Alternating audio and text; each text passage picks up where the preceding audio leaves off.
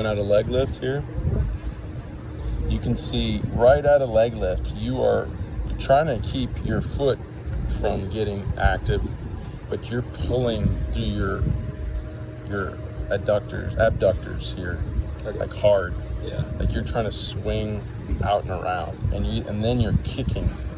So your front leg is like a big pendulum swinging around, right? Yeah.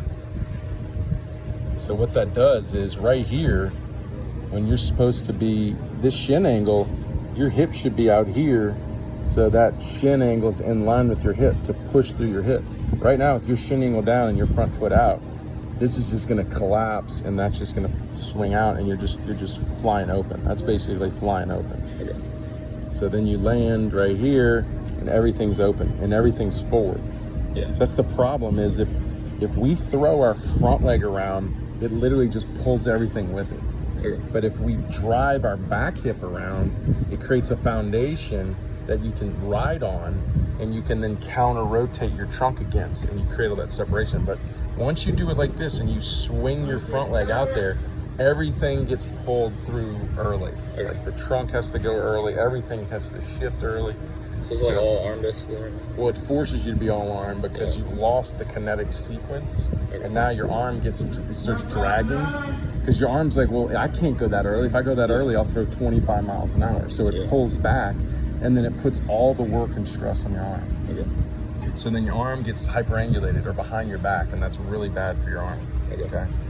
The point is, you cannot pitch healthy and hard by swinging all the power through your front leg like that. Yeah. Okay. You got a big frame, but you got to learn how to use it and sequence it. If not, you won't get anything out of it. You'll just destroy it. Basically. Okay. So basically, this is going to be you redeveloping and using your body as a single unit, as opposed to just swinging open and then trying to use your arm, because that's what's happening. Yeah. And you're swinging open bad too, is when you land, your front leg is pointing more in the direction of the on-deck hitter, as opposed to say the first base on-deck hitter, as opposed to third base, where you want to land closed. Okay.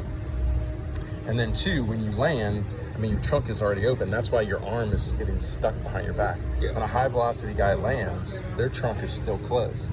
But once again, when the leg is swinging, everything's going with it early. The only way you can keep it back is you have to sit and drive to your backside. Okay? Yeah. So you're just getting in that position, and even at release, look how far you're pointing that way. So everything is just going around your body like a tornado, right? Yeah. As opposed to sequencing up the body, where, like I said, the hip drives, but the weight stays on that back hip. Then the trunk goes, then the arm goes, and it creates that kinetic sequence, right? Yeah. If we look at your kinetic, the actual sequencing, this is actually measuring it.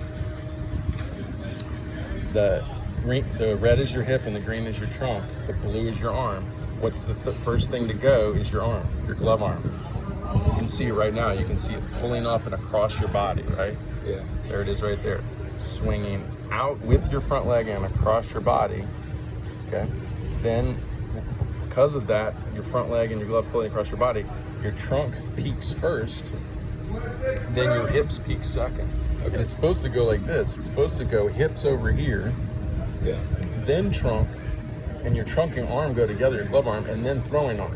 And here's the thing is, when you actually create a sequence, your hip and trunk don't peak at the same speeds. Yeah. Your hip would peak here, and then your trunk would peak way up here. Yeah. And that's how you take use of a big frame. So you're technically not taking advantage of your big frame, because your hips and shoulders are stuck going together, and you're not using the sequence that would accelerate your trunk considerably higher than your hips. Okay. And that's when your velo goes up 15 miles an hour. Okay. So the point is like, how hard was that? That was 80. 81. There's just with your frame, you'd be 86, 87 if you could just sit to your backside and create the sequence, the correct sequence. Okay, I hit 89 in the winter, and then those are shoulder impingement. Right. It's my third bullpen. And you know why you have a shoulder impingement? Yeah. Right there.